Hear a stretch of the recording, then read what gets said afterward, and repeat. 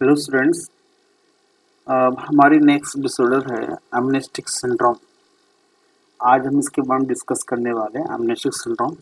पहले के part A and part B में हम ऑलरेडी डेमेंशिया और डेलिरियम जो कि ऑर्गेनिक साइकोसिस डिसऑर्डर थी उनके बारे में हम डिस्कस कर चुके हैं। जैसा कि आपको पहले भी बताया गया है कि डेमेंशिया क्या है। डेमेंशिया आपकी एक मेमोरी डिसऑर्डर्स है एंड डेलिरियम एक कॉन्शियसनेस डिसऑर्डर्स है। थर्ड लास्ट डिसऑर्डर है amnestic syndrome. It is related to the memory loss. हमें organic including symptomatic mental disorder में तीन ही डिसऑर्डर के बारे में मेजर पढ़ना था, जो आपको दो पहले डिस्कस कर दिया गया है। लास्ट आज हम डिस्कस कर रहे हैं amnestic syndromes के बारे में। तो amnestic syndrome मतलब amnesia means memory loss. Introduction. An amnestic disorder is also known as amnesia or amnestic syndrome. Amnestic disorders are related to the loss of memories or the loss of ability to learn new information or to create new memories. मतलब जो patient amnesia से सफ़र कर रहा है, जिसको amnesia है, उनमें क्या होगा, लॉस ऑफ मेमोरी होंगी या वो जो नए नए इंफॉर्मेशंस हैं उनको लर्न नहीं कर पाते, उनको रिटेन नहीं कर पाते, उनको कलेक्ट नहीं कर पाते या जो नई मेमोरी को क्रिएट नहीं कर सकते ना। किसमें ये सब? अमनेशिया में। तो amnesia is not the same as dementia. Amnesia और डेमेंशिया दोनों सिमिलर नहीं है, दोनों में मेमोरी लॉस है। डेमेंशिया में भी मेमोरी लॉस होता है और अमनेशिया में भी मेमोरी लॉस होता है। बट अमनेशिया और डेमेंशिया में कैसे डिफरेंस है? क्योंकि डेमेंशिया में ओनली मेमोरी लॉस नहीं होता है, मेमोरी लॉस होने के साथ साथ जजमेंट, कंसंट्रेशन, इन पॉइंट में भी क्या होते हैं, चेंजेस होते हैं। कॉग्निटिव फंक्शन में भी चेंजेस होते हैं, जैसे अटेंशन है, कंसंट्रेशन है और इसके कॉन्शियसनेस में भी चेंजेस होते हैं, जजमेंट में चेंजेस होते हैं। डिस्कस किए हम, जजमेंट में भी चेंजेस हो रहे थे, पर्सन पर डिसीजन नहीं ले सकता है ना, वो जजमेंट हो जाता है। और इसके बाद भी और बहुत सारे कॉग्निटिव फंक्शन है जहाँ पर इम्पेयर्ड होते हैं, कहाँ पर? डेमेंशिया में। बट अमनेशिया में क्या ओनली क्या होता है, मेमोरी लॉस बस। और नहीं क्या होता है, एक ही सिम्टम्स होता है, मेमोरी लॉस, या वो किसी चीज़ को लर्न नहीं कर पाते। लर्न नहीं कर पाएंगे तो न्यू मेमोरीज को क्रिएट नहीं कर पाएंगे, बस यही सिम्टम्स होते हैं, है ना। किसी प्रकार के अदर कॉग्निटिव फंक्शंस में इम्पेयर्डनेस होती है। इसी प्रकार से इनमें क्या, दोनों में डिफरेंट है। तो amnestic disorder are primary disorder of anterograde memory, also known as recent memory और न्यू लर्निंग। देखो यहाँ पे इस स्लाइड्स में दो वर्ड्स का यूज किया गया है, एक एंटीरोग्रेड मेमोरी और second is a retrograde memory. अरे उसको मैं ऐसे समझना था, एंटीरियो है, इसको मैं सिंपल ऐसे बेस में, एंटीरियो मीन्स एंटीरियर, आस पास की जो मेमोरी है, जो सामने वाले फ्रंट मेमोरी है, मतलब जो हमारी करंट मेमोरी है, जो हमारी रिसेंट मेमोरी है, जो हमारी इमीडिएट मेमोरी है, उसके बारे में बात कर रहे हैं ना। कि जो एमनेस्टिक डिसऑर्डर है वो किसको अफेक्ट करता है? यदि बात करें किसका डिसऑर्डर है, किसको अफेक्ट करता है, वो एंटीरोग्रेड मेमोरी को भी अफेक्ट कर सकता है या उसकी डिसऑर्डर हो सकती है, और किसकी भी हो सकती है, रेट्रोग्रेड। मतलब दोनों टाइप की मेमोरी अफेक्ट हो सकती है। अब क्वेश्चन है कि सर एंटीरोग्रेड और रेट्रोग्रेड में डिफरेंस क्या है? तो एंटीरोग्रेड मतलब होती है जैसे रिसेंट मेमोरी को, जैसे कोई भी रिसेंट मेमोरी मतलब मुझे रिसेंट मेमोरी, आज मैंने सुबह क्या किया, मैं क्या करने वाला हूँ, है ना। और मेरे आज मैंने मॉर्निंग में क्या टीच दिया, क्या लेस पर बच्चों को क्या टीच किया, क्या टॉपिक टीच किया, आज मैंने मॉर्निंग में क्या ब्रेकफास्ट किया, कल मैंने मॉर्निंग में क्या ब्रेकफास्ट किया। ये सब किस में आते हैं? क्रिसेंट मेमोरी में आती है ना। अब इन मेमोरी मुझे याद है क्योंकि मुझे ये मेरी कौन सी मेमोरी है? एंटीरोग्रेड मेमोरी है। जब रिसेंट बातों को, रिसेंट जो लर्निंग को मैं रिटेन कर पा रहा हूँ, this is the anterograde memory. Retrograde memory क्या है? रेट्रोग्रेड मेमोरी तो मेरे पास्ट की मेमोरी है। जैसे बचपन में मेरे पिताजी के साथ मेरे कैसे रिलेशन थे, बचपन में जब मेरा birthday first birthday, sorry not first, जब मेरा 5th क्लास में बर्थडे सेलिब्रेट किया गया था तो मेरे साथ कौन कौन थे, हाँ। और भी फेस्टिव लास्ट टाइम दिवाली पर दिवाली या छठ पूजा किस प्रकार मनाया गया था, कौन कौन घर में आया था, है ना। ये सब जो पास्ट मेमोरी है, इसको हम कहते हैं रेट्रोग्रेड मेमोरी। समझ में आ रहा है? तो ये दोनों मेमोरी को अफेक्ट कर सकती है, दोनों टाइप की डिसऑर्डर, ठीक है। The loss of memory in amnesia disorder does not affect the judgement. देखो मैंने डिस्कस बताया था ना कि डेमेंशिया अमनेशिया में क्या डिफरेंट है, इसी लास्ट लाइन से हमें डिसाइड होता है कि ये हमें पता लग जाता है कि डेमेंशिया अमनेशिया सिमिलर नहीं है, कि the loss of memory in amnesia disorder does not affect the judgement, personality और intelligence of the person. But हम बात कर रहे थे कहाँ पर, डेमेंशिया में, वहाँ पर तीनों चीज़ें अफेक्ट होती है, जजमेंट भी अफेक्ट होता है, पर्सनैलिटी भी होती है और इंटेलिजेंस इफेक्ट होता है। लेकिन अमनेशिया में ये चीज़ें अफेक्ट नहीं होती, ओनली एक कंपोनेंट, और एक लर्निंग और एक second is memory, first memory, second is learning. तो definition of amnesia, definition of amnestic syndrome.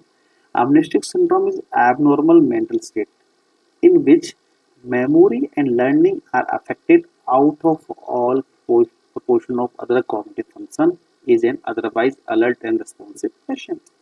तो जितनी भी cognitive functions हैं, मेमोरी है, लर्निंग है, अटेंशन है, कंसंट्रेशन है, इंसाइट है, जजमेंट है, पर्सनैलिटी है, जितने भी हमारे कॉग्निटिव फंक्शंस हैं उनमें दो ही हमारे फैक्टर, दो ही कंपोनेंट हमारे अफेक्ट होते हैं, कौन से, memory and learning. Otherwise patient कैसा रहता है, अलर्ट रहता है और रेस्पॉन्सिव रहता है, रेस्पॉन्स देता है, ठीक है। There is no disturbances in consciousness and attention. Patient में किसी प्रकार के कॉन्शियसनेस में और अटेंशन में चेंजेस नहीं होती, इम्पेयरमेंट नहीं होती। तो अब कितने टाइप के, हाउ मेनी टाइप ऑफ अमनेशिया, तो अमनेशिया के भी 5 टाइप्स होते हैं, या उनको हम ऐसे भी डिवाइड कर सकते हैं कि फर्स्ट, सेकंड, अदर्स, ये इनको 5 टाइप से भी अलग से डिवाइड कर सकते हैं। तो हम पहला टाइप डिस्कस करने वाले हैं, एंट्रोग्रेड अमनेशिया और रेट्रोग्रेड अमनेशिया। आप देख पा रहे हैं, आपको स्लाइड में पिक्चर दिखाई दे रही है, एक व्यक्ति है, उसको देखो, अमनेशिया, एंट्रोग्रेड और रेट्रोग्रेड को कैसे डिफरेंट करोगे, मेमोरी को तो हम डिफरेंशिएट कर रहे हैं, जो रिसेंट मेमोरीज को कलेक्ट कर पाना, दिस द एंटीरोग्रेड, जो पास्ट की मेमोरीज को हम रिटर्न कर पा रहे हैं, उसको रिकॉल कर पा रहे हैं, वो क्या आपका आ गया, रेट्रोग्रेड मेमोरी। अब अमनीशिया कैसे हो जाएगा, वही हो गया। देखो एक पिक्चर में आपको दिखाया गया है ना, एक पेशेंट, देखो एक व्यक्ति, देखो एक दो एरो बने हुए हैं ना, एक ओल्ड मेमोरीज है और एक न्यू मेमोरीज है।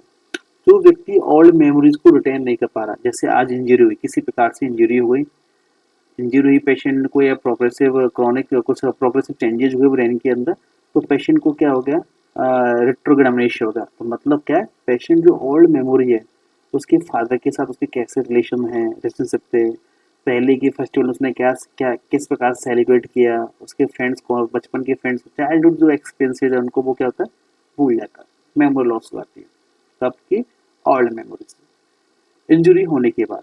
लेकिन इंजरी होने के बाद रेट्रोग्रेड में, लेकिन जब इंजरी होने के जो बाद जो इवेंट रहते हैं वो उसको हमेशा याद रहते हैं, लेकिन वो पास्ट वाले में मेमोरी को वो लॉस हो जाती है, मेमोरी लॉस हो जाती है। जबकि एंट्रोग्रेड अमनेशिया में क्या होता है, एंट्रोग्रेड अमनेशिया में क्या होता है कि इंजरी होने के बाद पेशेंट को जो रिसेंट मेमोरी है वो लॉस हो जाती है, जबकि ओल्ड मेमोरी उसकी जो रेट्रोग्रेड मेमोरी है वो इंटैक्ट रहती है, ठीक है।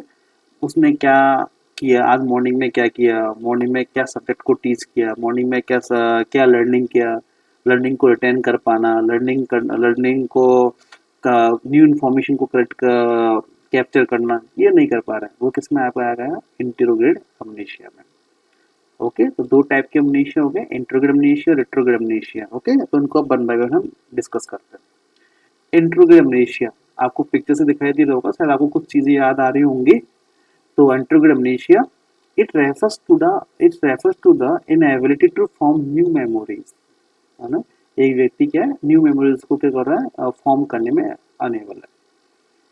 Making it difficult to learn information, new information को भी लर्न करने में भी क्या होता है, डिफिकल्टी हो रही है। Recall events that occurred after the onset of the conditions, जो इवेंट उसकी इंजरी होने के बाद में उनको रिकॉल करने में उसको प्रॉब्लम्स हो रही है, डिफिकल्टी हो रही है, लर्न नहीं उनको रिकॉल नहीं कर पा रहा है, या न्यू मेमोरीज को फॉर्म नहीं कर पा रहा है, वो सब किस में आएगा, एंटीरोग्रेड अमनेशिया में। People with anterograde amnesia may remember event before the onset of the condition, but may not able to recall event or information learned after that point. मतलब इंजरी होने से पहले इंट्रोग्रेड अमनेशिया में क्या करंट मेमोरी लॉस होती है, recent memory loss होती है। बट जो इंजरी होने की जो बात की पहले की मेमोरी है, जो चाइल्डहुड एक्सपीरियंस है, चाइल्डहुड मेमोरीज है, वो उसको याद रहती है, वो उनको रिकॉल कर सकता है। Most people living with अमनीशिया have problems with short term memory. इसको क्या कह सकते हैं, मतलब शॉर्ट टर्म मेमोरी होती है। जो most people living with अमनीशिया have problem with short term. जैसे कि आपने मूवी देखी हुई गजनी, गजनी मूवी में क्या था, शॉर्ट टर्म मेमोरी थी, उसको भी क्या था, एंटीरोग्रेड अमनीशिया था। उसको कहते हैं शॉर्ट टर्म मेमोरी है, शॉर्ट टर्म मेमोरी है, तो उसको शॉर्ट टर्म मेमोरी को बोल के क्या बोलने चाहेंगे, उसको हम anterograde amnesia. It is most likely to lose recent memories than memory. यहाँ पे जो लॉस होती है क्या, यहाँ पे जो मेमोरी लॉस होती है, कौन सी मेमोरी लॉस होती है, यहाँ पर रिसेंट मेमोरी लॉस होती है।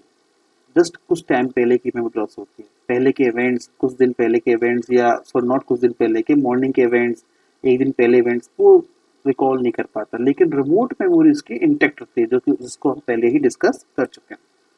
कैसे होगा, क्या क्या ऐसे क्या क्या चीज़ मतलब वो रिकॉल नहीं कर पाता है, या एग्जाम्पल्स के बारे में डिस्कस कर रहे हैं, क्या क्या वो किस प्रकार से उसको डिफाइन बताएंगे, किस प्रकार से वो मेमोरी उसकी लॉस हो रही है। देखो, जैसे जिस किसी व्यक्ति से अभी मॉर्निंग में मिले हैं, उनका नाम उनको याद नहीं आ पा रहा है, हाँ, उन्होंने अब मॉर्निंग में क्या खाना खाया था, या कब उन्होंने क्या फूड लिया था उससे पहले, या उनका एक नंबर है, उनको फोन, एक नए नंबर को याद करने में वो भूल जा रहे हैं, नया नंबर बताया जा रहा है लेकिन भूल जा रहे हैं, रिसेंट लाइफ में कुछ चेंजेस हुए हैं उसको भूल जा रहे हैं। इसके बाद कन्वर्सेशन, यदि उन्होंने कुछ समय पहले कन्वर्सेशन की है, 6-7 घंटे पहले कोई कन्वर्सेशन किया, तो पूछा है कि क्या कन्वर्सेशन हुआ था, तो उसको वो याद नहीं कर पा रहे, रिटर्न रिकॉल नहीं कर पा रहे हैं। कंफ्यूजन और disorientation about the time, date और current events. Second, retrograde amnesia. It refers to the inability to recall memories from before the onset of the condition. Patient क्या है, जो इंजरी होने से पहले की जो, या जो भी अमनेशिया होने से पहले जो कंडीशंस हैं, देखो यहाँ पे इंजरी वर्ड हम इसको, इंजरी मीन्स अमनेशिया बात कर रहे हैं ना। तो जब पेशेंट को अमनेशिया होता है, तो रेट्रोग्रेड अमनेशिया है, तो पेशेंट को इंजरी होने के बाद या अमनेशिया होने के बाद की मेमोरीज के वो इन्फॉर्मेशन को कलेक्ट कर सकता है, वो इन्फॉर्मेशन उसके पास आएंगे, उसको रिकॉल कर सकता है, न्यू लर्निंग को अटेन कर सकता है। हाँ, लेकिन पास्ट की जो मेमोरी है, चाइल्डहुड एक्सपीरियंसेस है, हाँ, उसकी क्वालिटीज है, जो पहले उसके याद मेमोरीज है, उसके कुछ हुनर्स हैं, वो उनको उनकी मेमोरी उनके बारे में रिकॉल नहीं कर पाता। This can include memories from childhood, important life events और everyday experiences. Number 3, memory amnesia, transient global amnesia. This type of amnesia refers to a temporary episode memory loss often without other cognitive deficit. यहाँ पर भी क्या होती है, memory loss होती है, पर कैसी होती है, टेम्परेरी एपिसोड्स होते हैं। मतलब वो कंडीशन कैसी है, विद इन 24 आवर्स सॉल्व हो जाती है ना। लास्ट में लिखा है ना, it is solve term memory loss but resolve on it's on, with in अपने से 24 आवर्स में रिजॉल्व हो जाती है। इतनी हार्मलेस नहीं है, लेकिन सिचुएशन का कौन डिपेंड करता है कि पेशेंट कहाँ किस कंडीशन में है ना। तो इतनी हार्मलेस नहीं है transient global amnesia. Last, second last है ऑर्गेनिक अमनेशिक सिंड्रोम। ऑर्गेनिक मतलब वही ब्रेन की स्ट्रक्चर से बात कर रहे हैं हम, है ना। तो ऑर्गेनिक अमनेशिक सिंड्रोम में क्या, यदि पेशेंट को अमनेशिया है, पर क्या है, वो एक फिजिकल कॉजेज के कारण, ऐसा कोई ऑर्गेनिक कॉजेज है जिसके कारण पेशेंट को क्या हो रहा है, अमनेशिया, और हमें तो उसे क्या कहेंगे, organic amnesic syndrome. Unspecified amnesic disorder क्या होता है, इसमें जब पेशेंट का जो मेमोरी लॉस होगा, उसका कॉजेज के बारे में नहीं पता होगा, तो पेशेंट का आखिर अमनेशिया क्यों हुआ है ना। तो इसमें जाएगा अनस्पेसिफाइड अमनेसिक डिसऑर्डर। क्लियर है। तो ये आपके 5 टाइप्स हो गए। Number 1 anterograde amnesia, second is retrograde amnesia, third is transient global amnesia, fourth is organic amnesic syndrome, number 5 unspecified amnesic disorder.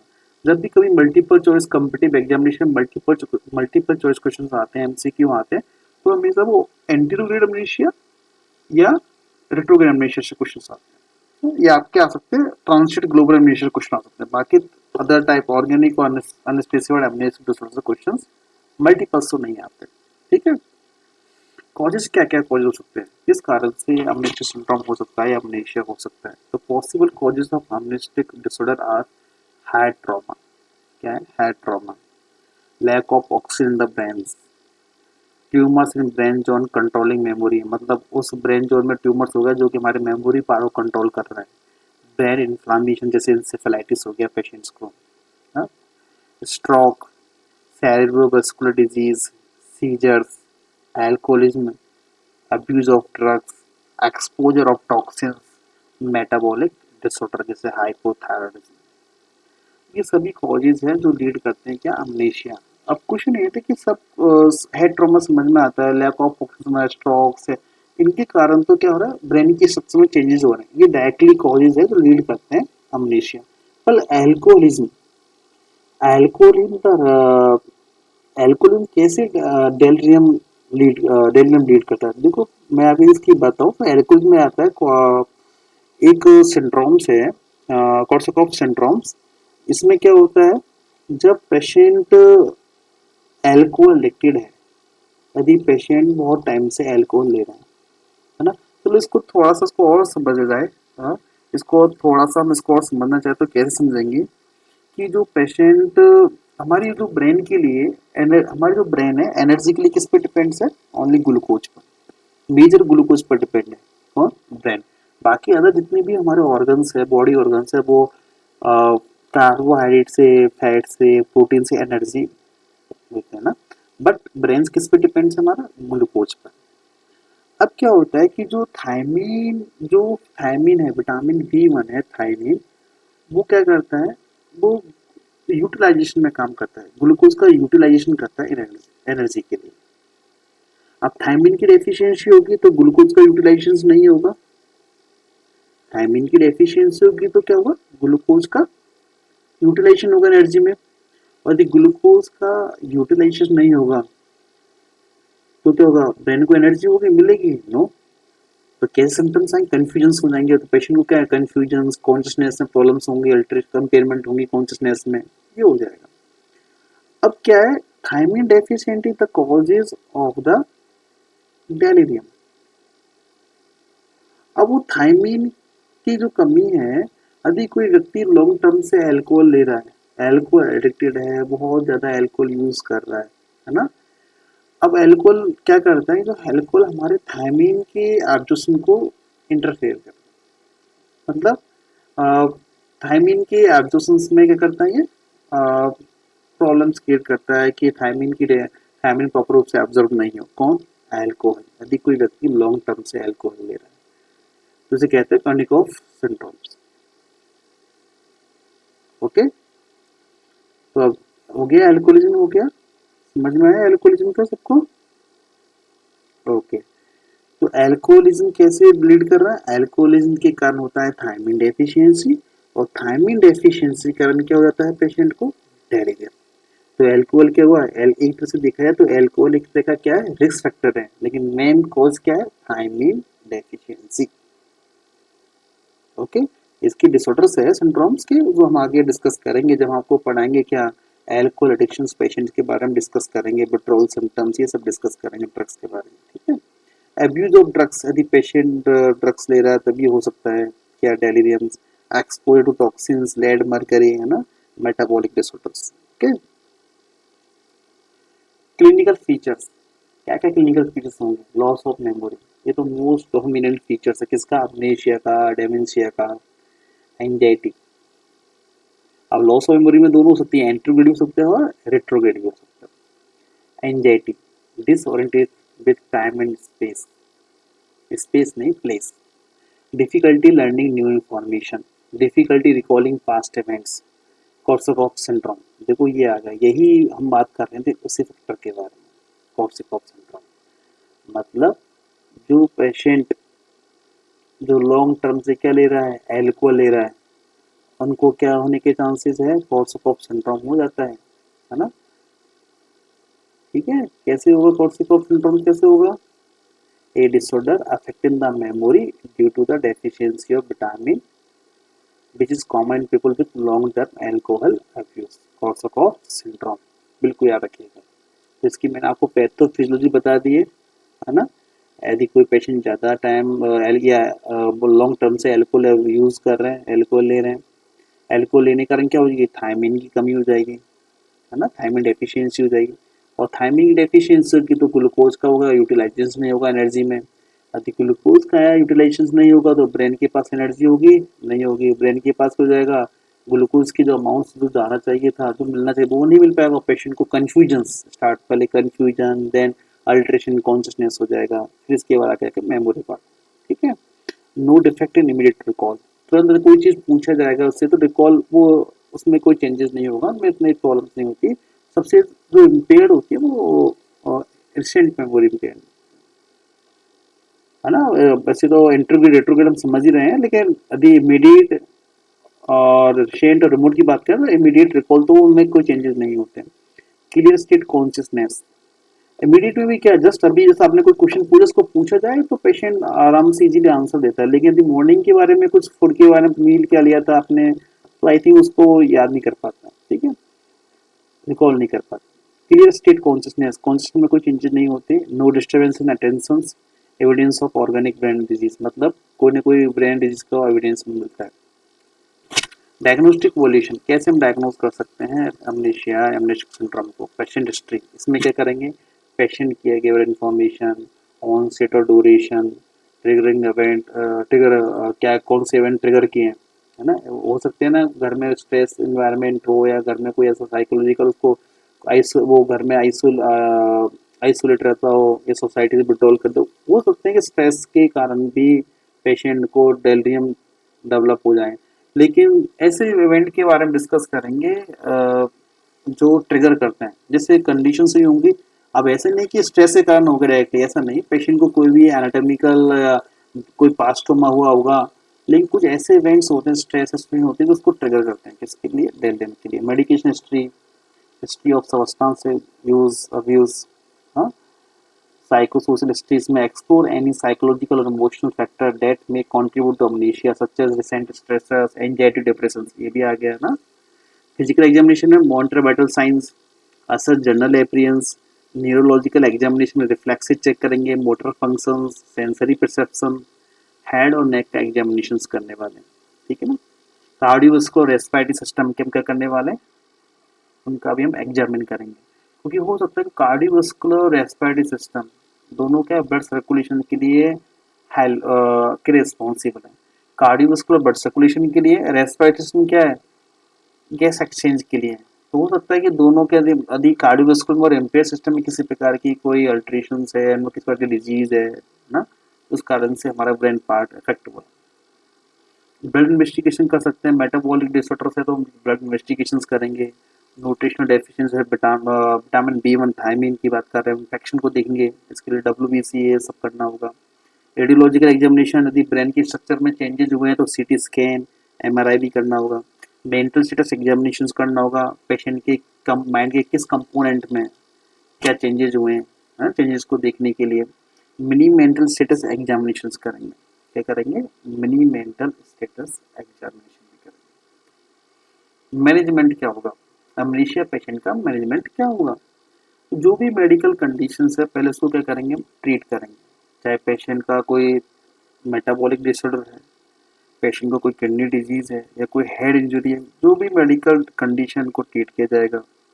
यदि पेशेंट अल्कोहल ले रहा है, लॉन्ग टर्म से अल्कोहल यूज कर रहा है तो इसको भी ट्रीट किया जाएगा, है ना। कोई मेडिकेशन ड्रग्स ले रहा है उसको भी उसको प्रिवेंट किया कि नहीं ले, पेशेंट को एडवाइस करना होगा। या अल्कोहल को भी जो पेशेंट लॉन्ग टर्म से अल्कोहल ले रहे हैं इनके लिए भी एक एवर्जन थेरेपी प्रोवाइड की जाती है। एवर्जन थेरेपी के अंदर यूज करते हैं, aversion therapy means unpleasant event को अनप्लीजेंट इवेंट में कन्वर्ट करना, मतलब डाइसल्फाम का यूज करते हैं एल्कोहलिज्म में, ठीक है, जो कि प्लीजेंट इवेंट को अनप्लीजेंट में कन्वर्ट करता है, ठीक है। तो एवर्जन थेरेपी के द्वारा भी हम अल्कोहल वाले जो पेशेंट्स होते हैं उनको मतलब प्रिवेंट अल्कोहल लेने से उनको बचा सकते हैं। क्योंकि एवर्जन थेरेपी में कौन सी मेडिकेशन यूज करते हैं, एवर्जन थेरेपी में एक ही मेडिकेशन यूज होती है, कौन सी, आपकी डाइसल्फान, जो मोस्ट कॉमन मेडिकेशन यूज होती है, मोस्ट कॉमन मेडिकेशन यूज होती है। Treatment of associated psychiatric illness, कोई भी साइकेट्रिक इलनेस है, पेशेंट को एंजाइटी है, बाइपोलर है, सीजोफ्रेनिया है, उनको क्या करना है, उनका ट्रीटमेंट करना है। और पेशेंट को क्या करना है, कॉग्निटिव थेरेपी प्रोवाइड करना है। It involve activities and exercise that that is thinking, concentration, communication, memory in the person with amnesia और मेमोरी लॉस। तो कोई भी एक्टिविटीज पेशेंट को दे देना है, कोई एक्सरसाइज देना है, पजल दे देना है, कोई भी एक वर्क टास्क दे देना है पेशेंट को करने के लिए, ये सब किस में आता है आपका कॉग्निटिव थेरेपी में। नर्सिंग मैनेजमेंट क्या करना होगा, प्रिवेंशन ऑफ फॉल्स। पेशेंट कैसा है, मेमोरी लॉस है, डिसओरिएंटेड हो रहा है ना, तो मेमोरी लॉस है तो क्या करना होगा, मेमोरी लॉस है तो उसको गिरने से क्या है वो बचाना होगा। मेंटेन सेफ्टी, कोई हैजार्डियस ऑब्जेक्ट है उसको दूर रखना होगा। प्रिवेंट वर्न, यदि पेशेंट को मेमोरी लॉस है तो भूल जाएगा ना कि मैंने किचन में क्या अगर हम कुछ रखा हुआ है क्या स्टोव पर है चूल्हे पर ना, तो उससे भी हमें वर्न से बचाना है। प्रिवेंट कॉमन, जो घर में जो एक्सीडेंट्स होते हैं, कॉमन कॉमन एक्सीडेंट्स होते हैं, उनसे भी उनको प्रिवेंट करना है। और पेशेंट को क्या है, टाइम टू टाइम मेडिकेशंस देना है, जो भी पेशेंट को, चाहे वो मेडिकल डिजीज से ट्रीट करने के लिए या साइकिल डिजीज के लिए, यही अमनीशिया डिजीज के लिए है, डिसऑर्डर के लिए है, तब भी आपको क्या प्रोवाइड करना है, medication time to time provide करना है। एक टाइम तो एक टाइम, 2 टाइम तो 2 time, OD, BD, TDS, SOS, HS जैसे डॉक्टर के प्रिस्क्रिप्शन के अकॉर्डिंग हमें उसको फॉलो करना है। ये हुआ आपका नर्सिंग मैनुअल। तो ये आपका पूरा कंप्लीट हुआ अमनेस्टिक सिंड्रोम। आई होप आपको समझ में आया होगा। कल हम डिस्कस करेंगे जो भी हम 3 डिसऑर्डर के बारे में डिस्कस किए हैं, नंबर 1 डेरियम, डेमेंशिया और अमनेस्टिक सिंड्रोम। तो जो भी नेक्स्ट क्लासेस होंगी उसमें हम मल्टीपल चॉइस क्वेश्चन को सॉल्व करेंगे। ओके, मिलते हैं नेक्स्ट क्लास में। Thank you.